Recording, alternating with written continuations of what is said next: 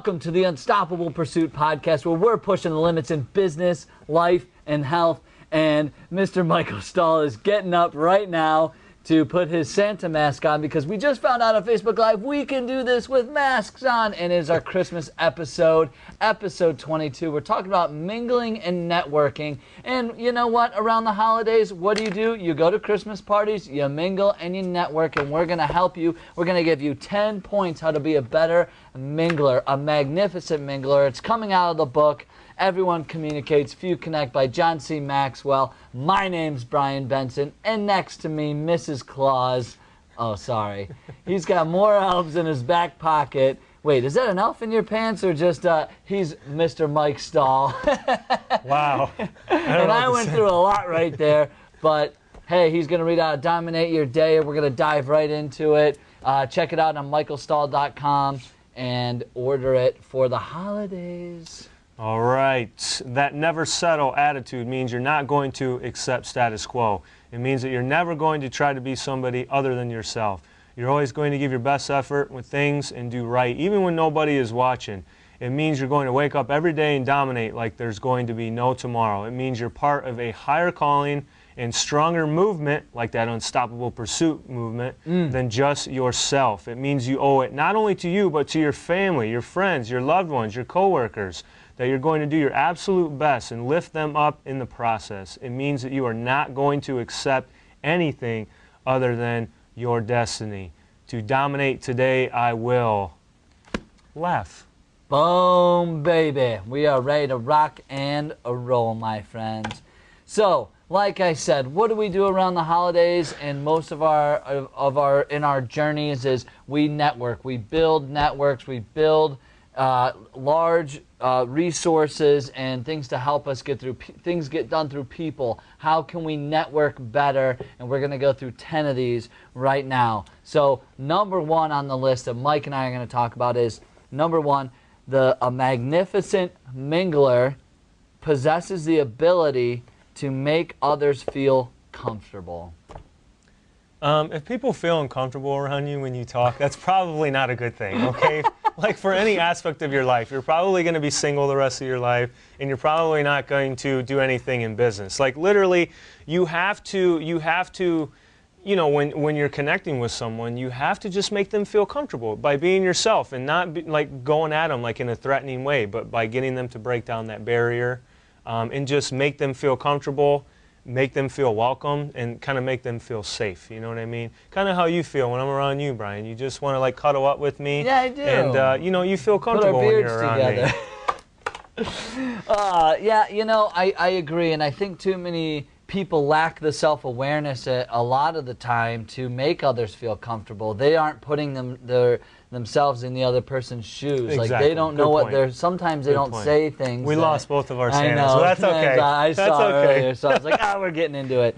So, but that's what I'm saying is like put yourself in their shoes for a minute, and then to make people feel comfortable, like it's okay to be a little bit vulnerable. It's okay to like be a little bit more transparent and to put yourself out there. A little bit more so people break down those barriers and say, hey, look, I know where this person's coming from. I can feel that they're okay with who they are in their own skin, so that, you know, people mimic people. Right. And some ways you can do that is like, hey, look, if you're talking to somebody, like some ways you could do that is like creating the same sort of position they are. If they're sitting there with their arms crossed, probably closed off. This is body language stuff. But maybe you cross your arms, and then maybe they put their hand like this. Like, you could put your hand on your face. Like, mimic what they're doing. Yeah, thank you very much, Mr. Roboto. And then, but what it does is actually makes them feel a little bit more comfortable. Like, you understand what they're saying. Also to make people feel comfortable. Like I think maybe good questions is in here. But ask good questions. Ask things that they're going, like, you know, I wouldn't go straight into the, you know, when's the last time you got laid conversation. You know what I mean? Like, let's just have self-awareness around it. Yeah, so. I like what you said. Put yourself in their position. I think breaking the ice and maybe like kind of joking, like I find it for me, like an easy way is to make them laugh or to joke around with them, so you break the ice and they instantly kind of relax and start to feel more comfortable. You know what I mean? Agreed, 100%. But in a professional way. Yeah, right. You know? All right, number 2, great minglers appear to be confident and at ease. You know, this is the way that you walk into a room. If you're walking into a room, shoulders down, head down, kind of like, I don't know what I do, like you're not exuding confidence or at ease. This is a big thing about body language, I really believe, but I've done some studies. I studied off this woman named Amy Africa. She had this whole like interpersonal communication body language. But a way you can do that, like when you walk into a room, like put your chest out, like feel that you are an important person, but yet like you are there to add value to everybody in the room, and that will make you seem more like he's a confident person, he's very at ease. The more you shy away and feel a little bit like you're, you know, I don't know what that buzzing noise is, the phone's going on. Oh.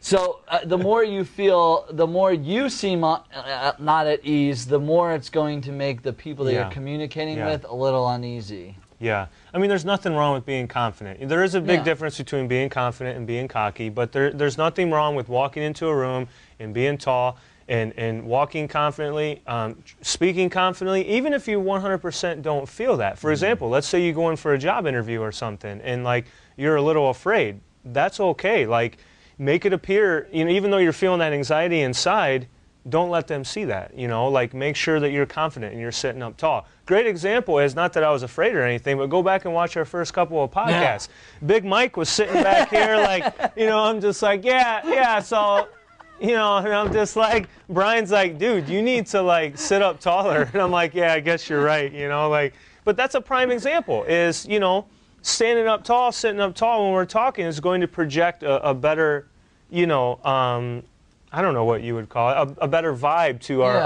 the watchers and listeners. Yeah, I agree. I mean, and think about anybody that you've ever really communicated with. Like, you can tell that people have, like you said, the fine line between confidence and cocky. But one way to help yourself is, and I watched this, it was a TED video actually, but it was a woman talking about body language. But a couple of things that you can actually do, just like some tips and tricks, is like go in the bathroom like by yourself before you enter a room and stand big, like spread out like huge, do some power stances, like hands on hips, like Superman, like do some power stances. Yeah, but this will boost your confidence as a person, and you'll feel bigger, you'll feel like you're taking up more space, and then when you walk in a room, you'll exude that energy. Yeah, I like that. I like that.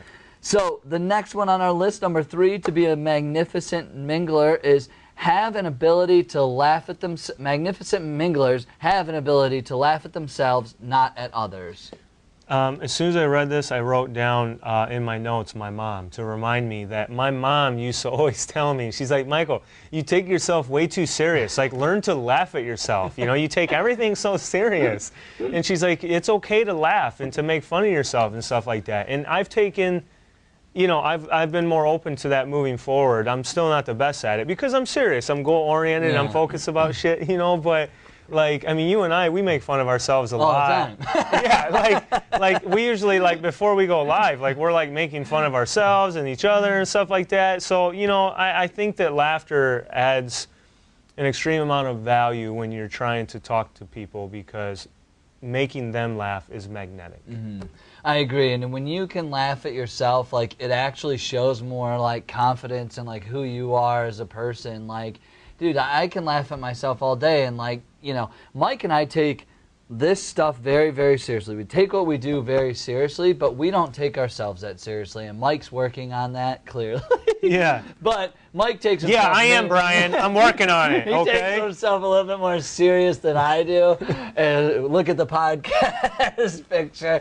But the cover photo. But the reality is, like, we really do have a... Like, when you can laugh at yourself, like, don't... laughing at others is not going to help you mingle better. But if you can have a good joke and then like kind of crack up at yourself, like, oh my gosh, I do something this or something stupid, blah, blah, it helps, you know? Like if you ever watched a comedian. I was just going to say that. All right, go into it. No, I was just going to say, think about a comedian. Comedians make fun of themselves all the time. It makes us laugh, and then we want to hear more. Yeah. You know what I mean? So it's a simple formula. But yeah, I mean, it's just, comedians are notorious for making fun of themselves because it makes the audience laugh, and it makes them feel comfortable. Yeah, you know, because they relate to it and go, oh my God, that's been me too. But you don't call somebody out on it and like try to laugh at them. You laugh at yourself first, and then people will feel more open. Right. There's only certain people that you laugh at, but then you don't tell them about it. You yeah, like Mike laughs at me all the time. Just kidding. Number 4, great minglers and networkers show interest in others. They maintain eye contact, self-disclose, ask questions, and actively listen. I mean, this is mingling and networking 101, right? Yeah, I mean, this is probably the best point for that, because it's like when you meet somebody, it's you have good eye contact, it's one-on-one. You have this yeah, right. Like I'll tell you who, you know, I've been around some very, very successful people in my life, and have been very blessed to be around these people. Many of you may know or not know, like I run an interview show where I interview entrepreneurs, CEOs, and many of them have been multimillionaires and things. But the one thing I notice about them when they're networking, and you just said it perfect, is when you talk to them, they make you feel like you are the only person in the room. Like they're not distracted by other people or anything. Like I went to a huge event with Neil Strauss, who wrote The Game. He wrote, you know, he's huge into personal development. And I remember I approached him, and it was like, he was so focused on me. He asked me great questions, made eye contact, and actively listened to me as I was like talking to him. And I'm sitting here going, man, this guy's got hundreds of people in this room that want his attention. Right. There was people like standing right next to me, like wanting to talk to him. He didn't look off of me one time. He listened to me, asked me questions, actively listened. And I was like, damn, this is why this guy's a great connector. Yeah. And I think most of the time when you are doing your mingling and your networking, it's like you said, it's with a lot of people in a big room, maybe a big auditorium, and there is a lot of commotion going on. So by focusing in on that one person that you're talking to, I mean, they're saying, listen, you're important. I got my blinders on like a horse. You know, like I'm not looking to the sides. I'm focused on you. And there's nothing more powerful than giving that person that attention. So right there, you're already building that relationship. You're putting that $100 bill right on top of your head, of their head, like what you said. You are of value to me. Yeah, and that's the I think it was, what was it? Not last episode, but the episode before we talked about that. Like if you want to be an excellent networker and mingler, you put that person is the most valuable person to you at that moment when you're talking to them. Yeah. Plain and simple. Yeah. The next one, if you're going to be a magnificent mingler and networker, is they extend themselves to others. They lean into a greeting with a firm handshake and a smile. This one I like because for those that are listening, you just didn't see Brian's awkward greeting and kind of leaning towards me. But this is an important one, and I never thought about this much back in the day, but now being in business, I do, is that there's people that I've come across where I shake their hand, and they look at me eye to eye. Nice to meet you, I'm so-and-so. But I also remember a lot that they may shake my hand and they're not looking at me and stuff. And I'm like, dude, like look at me, you know, like I'm looking at you, man. Like this is us one-on-one. Like this is our moment, you know, like we're meeting. So like I'm not saying like, oh, look at me, like you need to look at me, you know what I mean, like that. But I'm saying like I notice that now. Like being in business, it's like I have the respect for you. I'm going to shake your hand. I'm going to look you in the eye and tell you my name. I want you to do the same thing to me. Like I've had people that they come up to me and they're like this, and they're like, hey, bro, nice to meet you. And I'm just like, everywhere else. What are you doing, dude? Like I'm right here. Like I'm trying to talk to you. You know what I mean? So that's what I think of when I see this. But then I've also had people that have gone way out of their way to do a handshake with me that is way overboard as far as like, dude, I feel like they're trying to break my hand. But I can tell they're doing it on purpose. Like, dude, firm handshake, man. You don't have to go overboard with that, but also none of. Oh yeah, the dead fish. It's like, you're not the queen here. Like don't lean your hand in like I'm about to kiss your hand. You know? I ain't kissing your ring. Like just just shake someone's hand, firmly, not super hard over the top like you're trying too hard, but just be yourself. Shake their hand, look them in the eye. There's nothing more genuine than that. You know, Mike, and you bring up such a good point. Like I have been around those people, and it's sometimes those bros that just think they're so cool, and they do this firm, hard handshake like they own you. A way to disarm that is exactly kind of what you did to me. So usually... By the way, I think this is very relevant, what you're talking about. Like about this, because I think this happens a lot where people try too hard on the initial greeting. I know. You know, they either undershake or way overshake. But go on, what you were going to say. So like when we handshake, so they come in real hard, but they always try to be on top, right? So the best way to disarm that is if you were the other way, you put your hand right on there. It's great to meet you. You know what? I do that. I do that. Like, because they are trying to show their dominance, so they come in hard and they go on top. So you just put your hand on top of them slightly, and that disarms the conversation. That disarms their trying to be the alpha male, and it totally just relaxes it. You can turn it back the other way. Yeah. But see, I never looked at it from that point of view. I've always come in and I've always gone like this, like not to show dominance, but to just be like reassuring, like relaxing. I'm nice. Like I'm like, hey man, good to see you, or a woman, very nice meeting you. It's totally like a respect thing. It is. You're talking about Sylvester Stallone over the top on the. Have you seen the movie? No.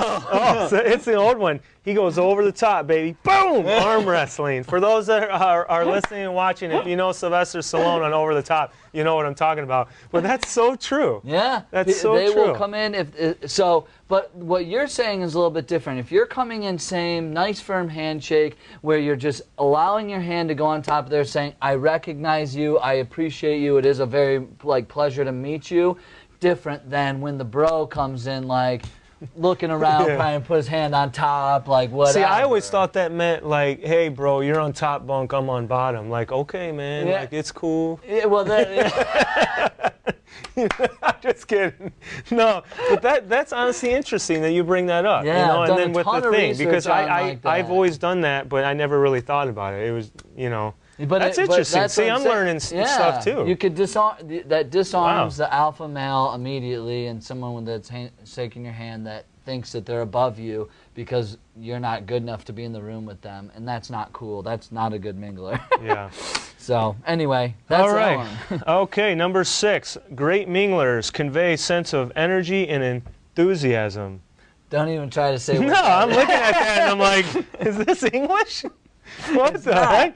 Convey a sense of energy and enthusiasm. Here's what I got to say about this.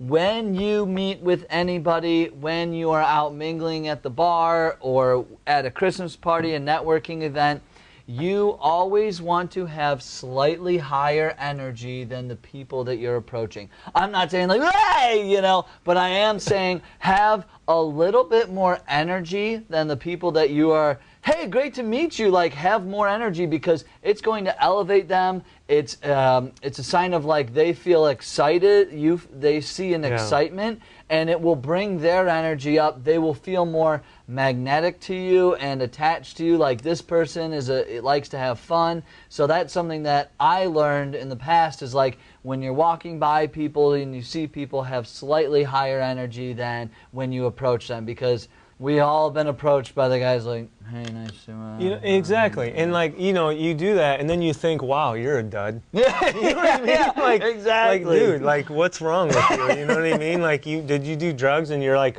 down right now? Like, what's up? You know? Totally. And so, I mean, and you don't want to look like you're on drugs and speed or something like, the other way, too much energy. Sometimes I have a lot of energy, but yes, you definitely want to make sure that when you meet people, there's a little bit more enthusiasm and energy when you approach them. All right, the next one here is 7. Here we go. I got lost. The next quality of a magnificent mingler is they're well-rounded, well-informed, and well-mannered. This is you to a T, bro. I watch the news all the time. Yeah. And I circled well-rounded and well-informed because one thing that I realized is You know, like when I was personal training one-on-one and I was in the country club and I was training a higher net worth end of people, I wanted to have a common ground and be able to bring something to the conversation. So I always watched the news in the morning so that I would get like the top like 5 stories of what's going on, so that when I'm training them and we're talking, I'm able to be like, yeah, did you see what happened, so-and-so, and this happened and that, and we're having good conversation. I consider myself well-rounded, well-informed, so that we can connect on a common ground, no matter who it is, you know? So I never used to watch the news when I was younger, but now I watch the news now quite a bit in the morning. I'll watch a little bit at night, just to stay on top of like things that are going on in the world, so that I can have conversation if I go to the Ritz-Carlton, or I can have conversation if I go to the gym and I'm working out. You know what I mean? Just have common ground, a common denominator with people. Mike, I mean, I couldn't have said it any better. I watch Therese Benson every morning, so I'm up to date on the traffic. Wink News, shout out. You hit the nail on the head, and I can't really say much better except reiterate the fact that, like, you definitely need to have something in your back pocket at all times when for wherever you go, so you can have a conversation with the President of the United States or the guy who is cleaning the bathrooms at the country club, like whatever. Right. Like you need to have something, but you need to be informed. You need to spend time learning stuff.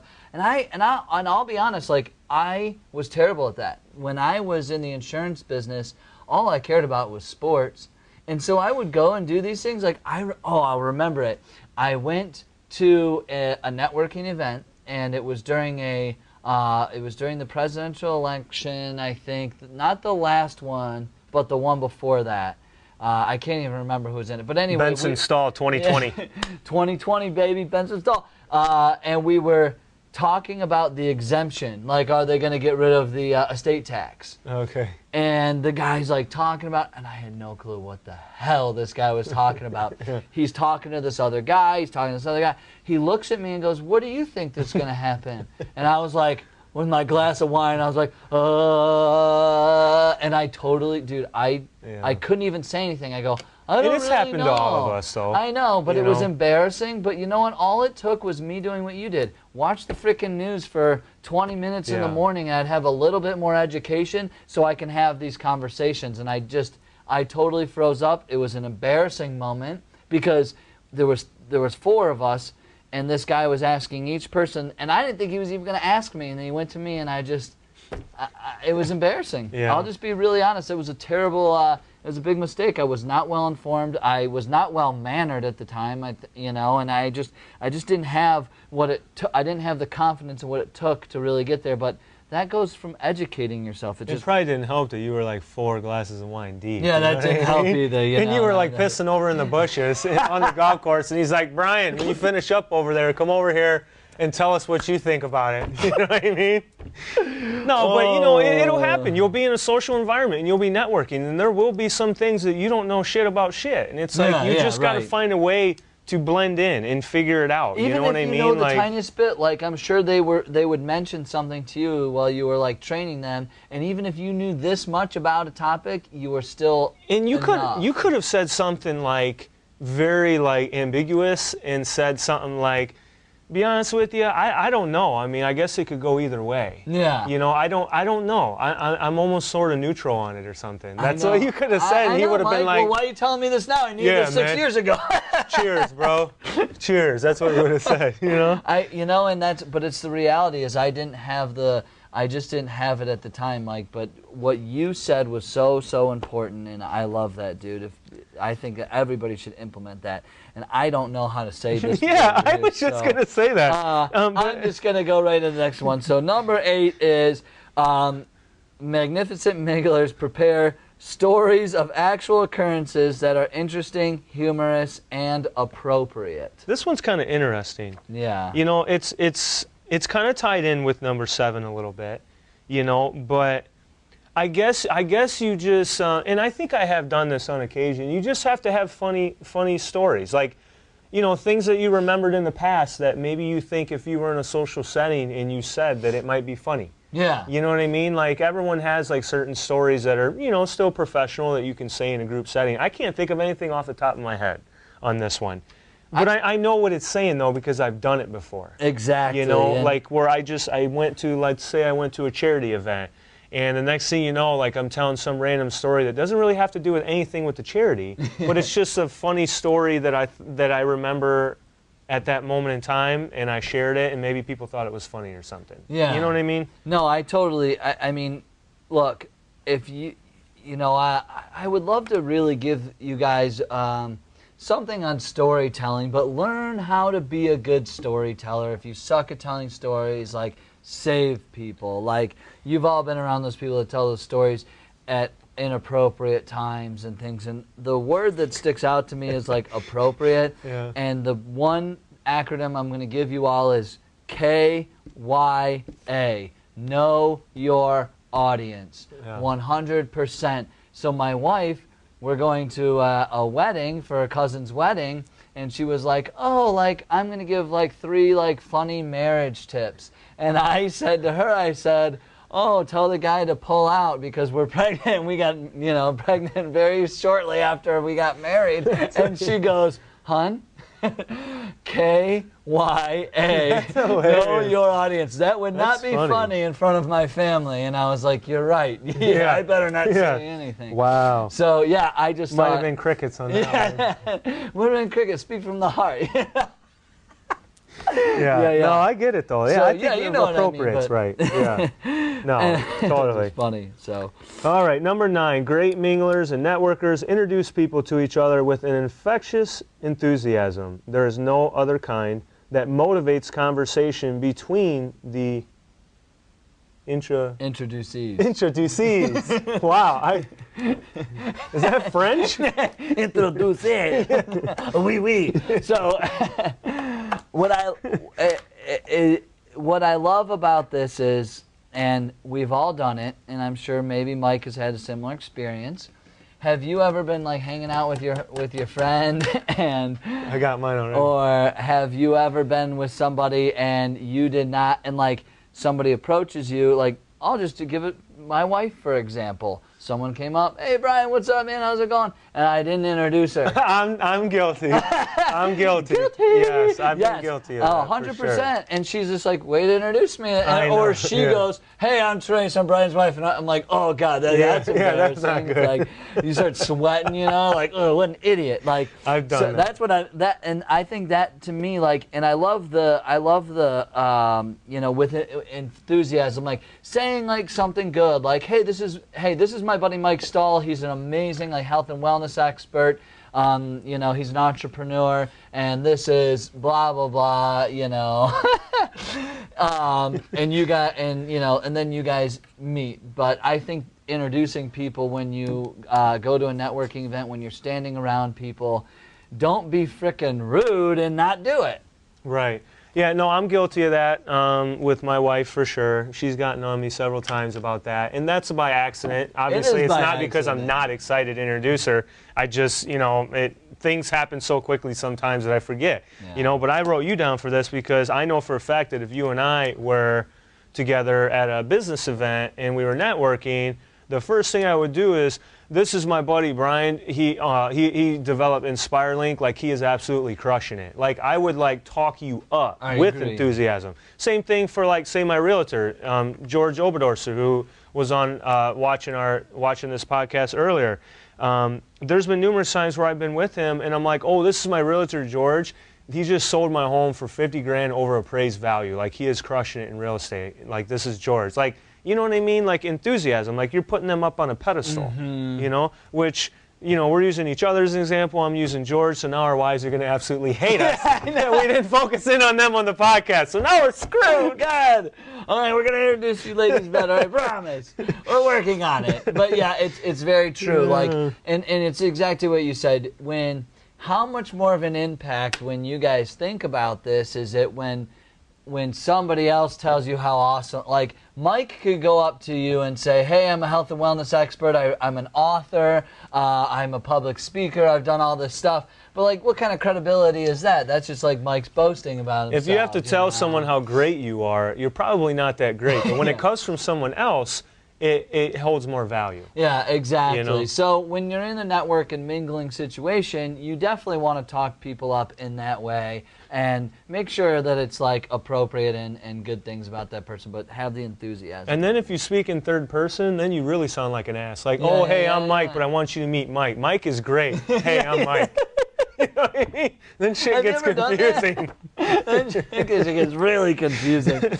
I love to talk in third person. Okay.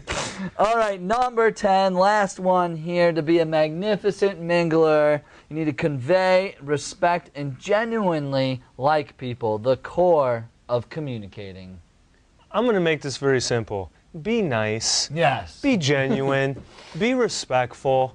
And then the quote that I wrote down in here is, it's very nice to be important, but it's very, very important to be nice. Oh. You know? Like, if you're not a nice person, people aren't going to want to talk to you. Bye-bye. Bye, Felicia. If you guys are listening to this, pull over in your car and write that quote down. It's nice to be important, but it's very, very important to be nice. And I think that when you're trying to mingle and network, again, the whole basis of communication is having a mutual respect and just being nice to each other. I know. Boom. That's it.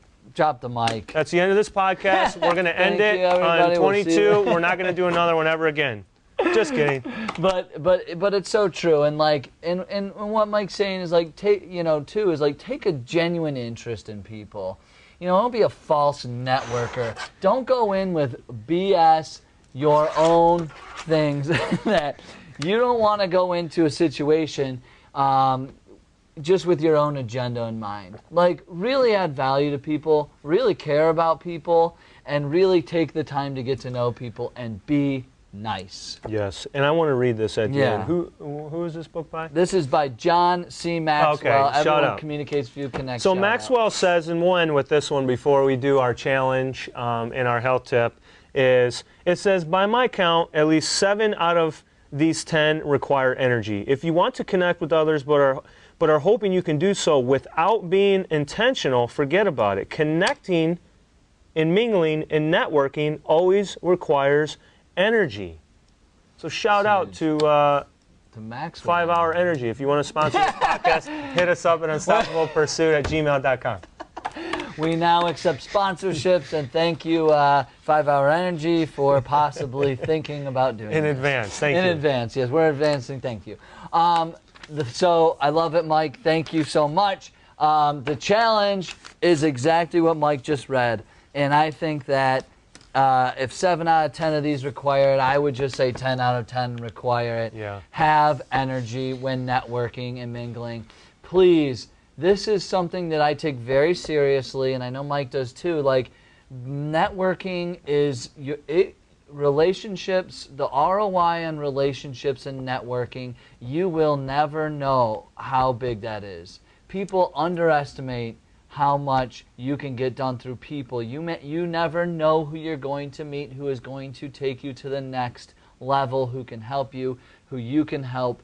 Please be very, very self-aware when networking. I don't care if you're in college and the guy's next to you playing beer pong, like network, be nice, but have energy when you do this. Like, please, that's the challenges.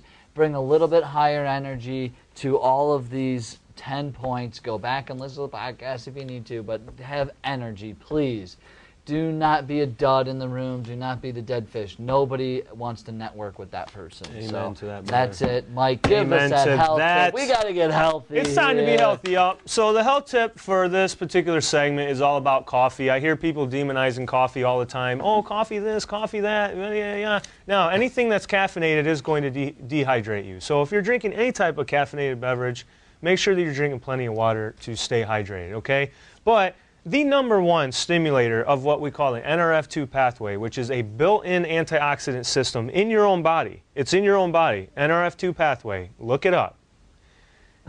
Drinking coffee is the number one stimulator of that antioxidant system. So the studies do show that people that drink 1 to 3 cups of Joe a day, it helps with a lot of different things in your body, specifically detoxing your own body. But it'll lower your chances, and look up the research. You can even go on Dr. David Perlmutter's website. He's a huge advocate of this. About a 40 to 50% reduction of your chance of developing any type of dementia down the road, or Alzheimer's, you know, all these different neurodegenerative diseases, you know, of the brain. So coffee, very, very healthy. Drink 1 to 3 cups a day. That's what the research shows. Anything above and beyond that, I don't really know. You know, too much of anything is probably not a good thing.